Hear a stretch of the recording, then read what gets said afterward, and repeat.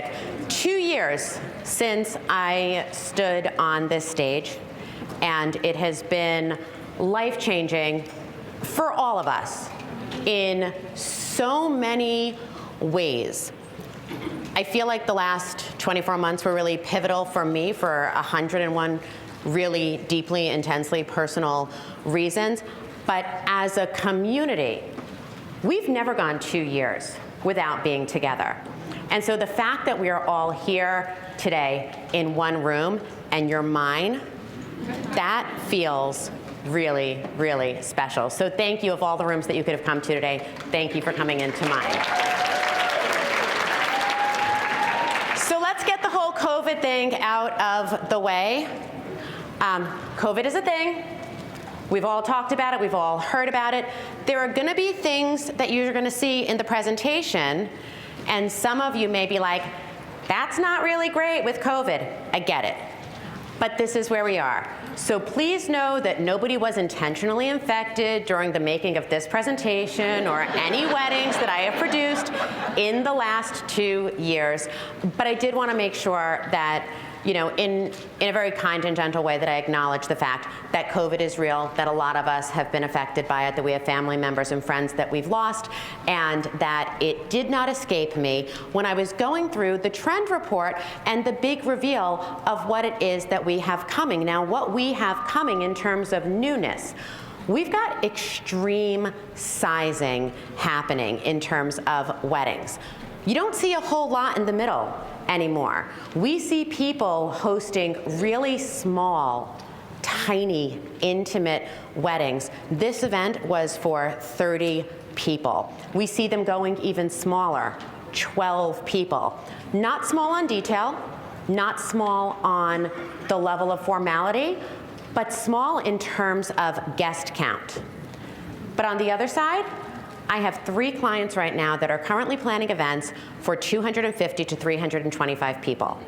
There is this need and this craving for people to feel like they can be together again and they can gather. And so we are starting to see the rise of the 300-person wedding again. There was a while there where people were really trying to say, like, I have 100, 125, it's friends, it's family, and then there's like a little bit of extra.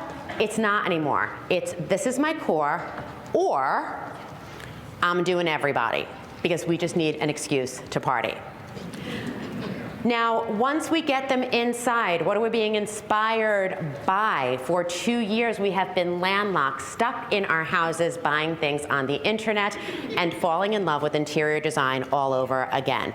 And so interiors are going to be the biggest influence that you see impacting your design. So this client came to me in January, February of this year and said, I want graphic, I want black, I want white. And I said, great. And then the only thing she wanted to talk to me about was her home reno and all the stuff she was buying at Restoration Hardware. It was her favorite place in the world to be. So if that's where you find joy, if that's why you find happiness, let's bring Restoration Hardware and let's build a wedding around that. We have such a deeper appreciation now for being at home, for being surrounded by the creature comforts and the things that we love. And so when you look at this tabletop, you're not looking at it thinking it's a wedding. We're not doing a big, towering, crazy centerpiece. We're doing something that's very scaled down so that you can eat and converse over it. We're not bringing in a ton of linens, although linens are making a comeback. And we're not doing glass, we're doing wood. We're doing things that are natural, that have warmth and texture, that make you feel cozy, especially when you're going to be planning multi-day events. Now, when you see people at a wedding, if it's only one night, especially if you're the bride and groom, there's this feeling of like, hi, how are you? So good to see you, excuse me. Oh my God, hi, how are you? Good to see you. I'm gonna talk to you, and like, you're done. By the end of the night, you remember nothing, you saw nothing, and you didn't really communicate with anyone. Our clients really want to have the opportunity to connect with their guests, and because they've spent the last 2 years saving money, they can now afford to host multi-day events. So whether they're going out into the desert and building something up from scratch. This particular couple got engaged, celebrated their engagement in Dubai, called me from there and said, do you think we could like replicate this in Vegas? And I was like, yes, yes we can. There's nothing I would rather do. And this couple who diverted their wedding, not once, not twice, but 3 times, still wanted to celebrate with the Roaring 20s. Now, when we planned this, when we decided that we were going to have a Roaring 20s welcome party, it made sense in 2019. Well, guess what? In 2021, it made just as much sense because it spoke to the couple. And then people aren't content with just saying a quick goodbye. They're really looking to extend and expand their time together.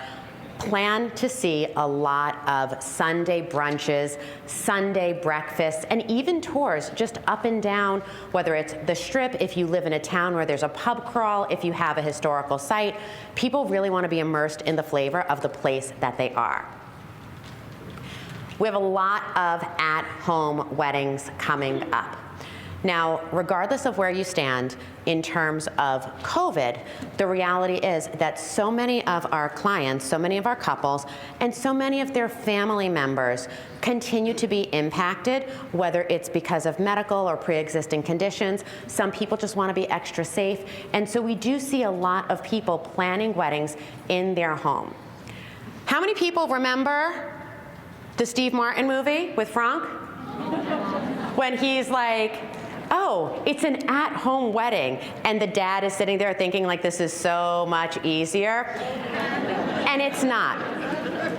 Everything has to be moved out, everything has to be cleaned, everything has to be touched. It's a whole other process. I beg you, find a ballroom. But they love being at home, and so this is something that as an industry we need to get much better at. We need to get better about talking about the limitations, the advantages, but also the challenges that you have when you're planning an at-home wedding. Moving everything out, cleaning it, detailing it, getting power, moving it back in.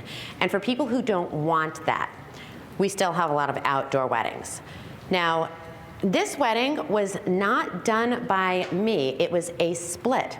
This bride and groom decided that they were going to go and have a beautiful, private, handful of parents and siblings only, outside in California, and then they came to Vegas and they threw a huge reception and a big gala.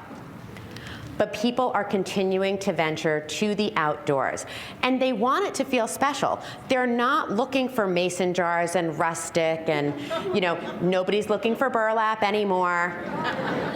Are they? Did I get it wrong? Are they still looking for burlap? It's bad enough they're asking me for pampas grass. You guys know me. You guys know me long enough. I did a pampas wedding. It was stunning. It was beautiful. The bride loved it. 3 weeks later, I'm getting undressed and I find it like in my stuff. It's like you wake up the next day and you're like, what the hell happened? There's pampas all over me. But it's, we're moving away from that and we're moving to doing things that are much more over the top, especially engagement shoots. People who are getting engaged in the last 24 months have this commitment to hopeful, pampas, see, I knew it was coming. Look how beautiful it is. Doesn't fly away, it can't get set on fire, what could go wrong? But people who are getting engaged right now are saying, in the worst time of the history of our lives, in the worst time that any of us can remember, when the world is office access, I still believe that this matters. And so they are celebrating with these big, overblown, hyper-formal engagement shoots because they are dying to create something beautiful, and a lot of us just don't want to wear sweatpants anymore. When we get to the wedding, we have incredibly engaging entertainment. Bands are back, but they're back in such a great way. We've got live music going down the ceremony. We've got a DJ doing something jazzy for cocktail hour. We have a big band bringing up the energy for the reception, and then we're closing it out with a DJ, with Elvis, with a guy who looks like a club kid. anything and everything to keep their friends and family engaged, to make it feel really special. And because everybody is together and they're up and they're looking beautiful, we are seeing a huge rise of photo ops and art installations. Now, photo ops and art installations are no longer relegated to just being a flower wall. I do love a flower wall, but we're doing things with animals. We're doing things with performers. We're doing flowers, but we're also doing artists surrounded by flowers. And every now and then, with the right cocktail or the right lighting, I will kiss a snake. Not my husband, but he's in the back too. We're seeing a big return to bold fashion and big jewels. Brides don't want to just wear one dress, they're wearing multiple dresses. I don't think I've had a groom in the last year rent his tux or buy one off the rack. They're all going and having tuxedos made because they want that moment where they reveal themselves to each other and there's that like, you've never looked so good. And they're not stopping with just each other. They are really going in and making the bridal party feel special. This particular bride did a Berta dress for each one of her bridesmaids. So next level, so stunning. Just this white, classic, gorgeous wedding that I could not have asked for anything more. And if you're sitting here and saying, like, this is all great, but I live somewhere else, my clients don't do this. You have to understand that luxury is not about money. Luxury is about experience. It's about exclusivity. And so as we come out of our generation's depression, we are going to have people looking for more affordable ways to approach luxury. And I would hate it if you came all this way and you didn't leave with something actionable that you could actually bring home to your market, whether you're growing or you're not. So this is my wedding picture, because I was keeping it small and intimate way before the pandemic. If you have clients that are trying to have a big opulent wedding without the price tag, the best way to have them scale down is to cut the guest list. Every single person that they put on that list, when they write the name down, you tell them, put a dollar value next to that person. Because if you're having a wedding and you've got 20 grand, and I'm just doing like girl math, my math, you have $20,000, you have 100 people, you have $200 a head. Now in some markets, depending on your food and beverage and your rental, that's a really approachable wedding. That's more than my sister spent on her wedding when she got married 20 years ago. But if you cut that down to 80, now you've got $250 a head. That extra $50 a person buys you a backdrop. It buys you an upgrade on your hair and makeup. It upgrades your cake. It allows you to double down on the details. And so when you're talking to your clients and they're saying that they want all these things, they're just not sure, start pricing the work on a per person basis. And when they are going through their list, like, do you like her $472? You'll be amazed at how easy they're like, you know what? No, I absolutely do not. It's a much better way of talking about it. You're also going to start looking at installations. I love an installation because I love transformation. I love production. I love building the thing that didn't exist before and then taking it away. But instead of trying to build everything out and doing all 20 feet in red roses, there are much more approachable ways that you can do an installation. You can find a corner and instead of doing a big flower wall, you can do a greenery arch, dot it with flowers, whether they're roses, hydrangea, wildflowers, and just add a chandelier. It's a major statement and very, very romantic. You can also do an installation with furniture. For this particular couple, we got a really cool big wing back chair, and all we did was do one floral garland. Everybody wanted to go sit there. Everyone wanted to take a picture. You get bonus points if you have a cool view. But if not, put it up against just a white background, and now it feels like that Vanity Fair post-Oscar style photo booth that people can go and get a gorgeous photo of themselves without the distractions.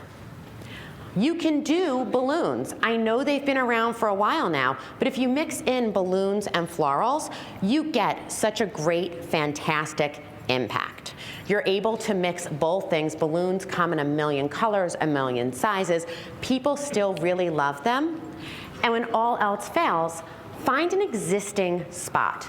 This particular space had a wall. A lot of venues have greenery. A lot of outside spaces have greenery. A lot of places with landscape architecture have greenery. Take what's existing and just build on it and add to it. If you love that residential feeling, home is where the heart is, but maybe you're not looking to rebuild the restoration hardware style showroom, I've been talking about including things from people's homes for years. I'm a homebody. My favorite place in the world is at home with my husband, with my kids, with my dog. And so to go and bring things in to the wedding that your couple connects with, that, you know, when like you get home and you take off your stuff and you sit on the couch, you grab your blanket and you're just like, oh. You bring those items in that people have an emotional, kinetic connection to, and you surround them with the things that give them comfort and that they love, and it costs $0. But whether it's those books that you see on the coffee table, the throw blanket, or the pillow, this is a great way to add homey style influences to your decor without breaking the bank and without having to go and reinvent the wheel. And I have not, up until recently, I hadn't done linens in probably about 3 years. All of my tables were rentals. They were mirrored, they were white, they were black, they were high gloss and shiny. This year, we see a huge amount of linen coming back. And I think it's because you do have so much of an opportunity to play with color and to play with texture. So whether you're doing those flutter linens or you're going with something really monochromatic, this works because you've got something super glam and super beautiful with the sequined purple. And then you've got these almost sweet little groupings. These flowers aren't big, they're not over the top, they're just small, they've got an organic feel to them. And so keeping it within the same color palette, but mixing the styles just a bit, really does give you a beautiful finish and a great way to incorporate the linens. You could also do something that is more tonal, where you're working with a really clean, simple linen, and then everything you add to the table is 1 or 2 shades above it or 1 of 2 shades below it. By sticking within that range, you'll add some visual interest, you'll give it some depth, but you're not going to do anything that like jumps out at your eye and makes you feel crazy. Because ultimately, luxury is personal, and it's on purpose. Giving me something that you value when it doesn't really mean anything to me isn't luxury. And so we have to start by approaching luxury as, what is it that we are giving to people? What is it that we are sending them? And so when you're out there and you're working with your clients, I read The Art of Gathering, and I had an opportunity to hear the author speak, and she said, your experience with the event begins the moment that you become aware that the event is happening. And so whether that is an invitation or a save the date, you really want to make sure that, God bless you, that from the minute that you start, you are doing something personal. Now this obviously was from Lear & Black. It's a very over the top, it's a book within a trifold. So if we're talking about taking something really luxurious and bringing it down and making it accessible for all of our clients, the coolest thing that they did, when they got engaged, there was a song playing. And they pulled the verse from the song and they had it put on the side of the invitation. This is something easy that we can all do. What's your favorite song? What's your favorite verse? What's your favorite show or your favorite quote? And taking something like that and including it in the save the date or the invitation, it rewards the careful observer. It rewards the person who knows that this particular couple loves to watch Castle. And so maybe it says, I really am ruggedly handsome. Or they fell in love watching The Notebook. And there's a what do you want moment. Whatever it is, you want to make sure that you're including something that feels really personal. And if you're doing something that maybe doesn't have a ton of super expensive texture, if you're not building out boxes and filling them, you can still give stationery that feels elegant. You can still do something that is really upscale and feels special. Black and white is always going to look really, really good. You add that golden typeset and the font, and the entire piece just feels classic, timeless, elegant, luxurious. And if you're saying, but I'm working with a place like Minted, my clients love Minted. We've had great experiences with them because this particular couple, even though they were having this very soft champagne blush experience, were getting married on the lake.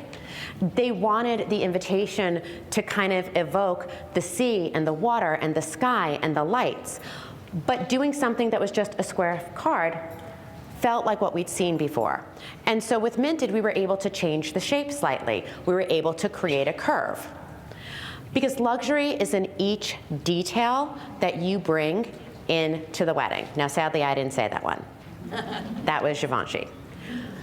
So when you are planning, designing, working with your clients, I want to go back to that table that we had.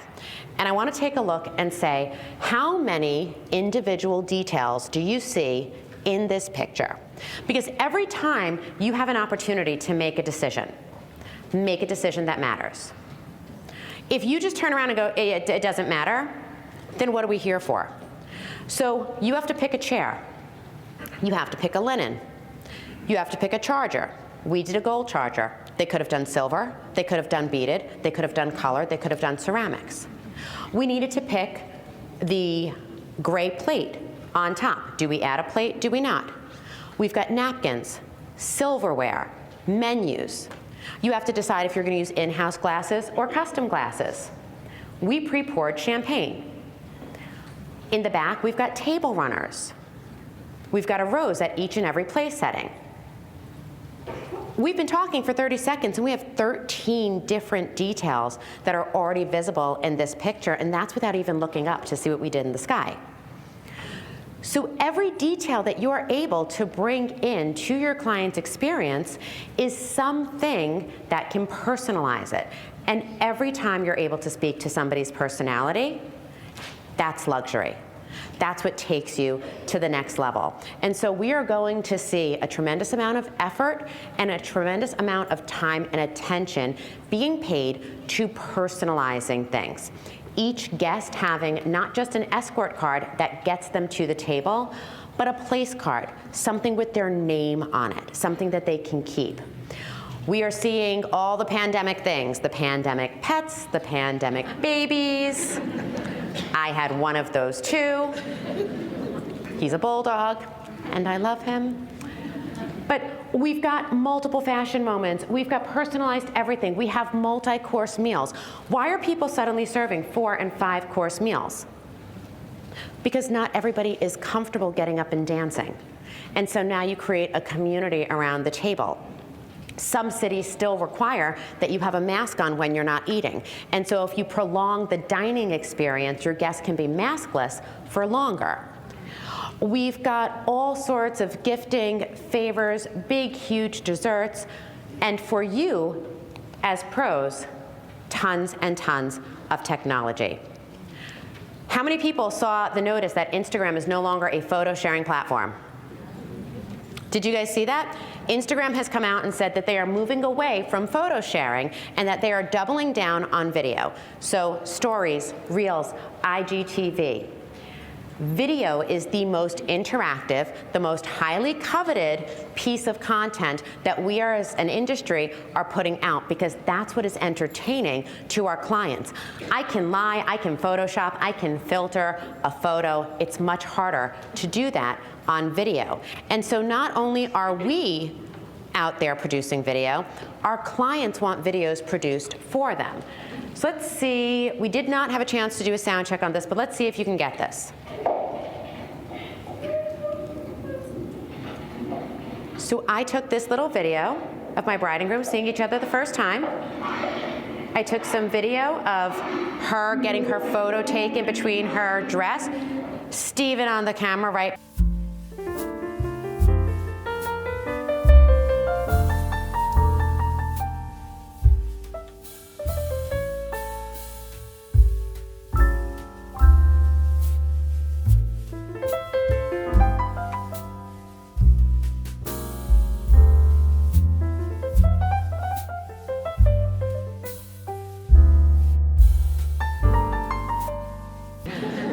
30 seconds. That video was viewed over 580,000 times to date. It was so fantastic that my bride got herself on TikTok. And then she put her business on TikTok. And now her business is out there selling and growing based on a couple of quick videos that I grabbed as her planner. This is really important to me because as the planner, I want to impact their life far beyond just the day of the wedding. I can sell you stuff all day, but luxury is not about the stuff. It's about how the stuff makes you feel. And so when you are looking at the trend report and we are building out these big reveals, whether it's extreme sizing or at-home weddings, if we're looking at interior design and outdoors, we have over-the-top engagement shoots. We've got all of these details and photo ops. We're creating video. But unless we move people, after the 2 years that we have had together but apart, unless we are sparking joy, there is no such thing as luxury. And for me, the greatest luxury has been the fact that I get to stand here today in front of you. My name is Andrea Eppolito. Thank you for spending your day with me.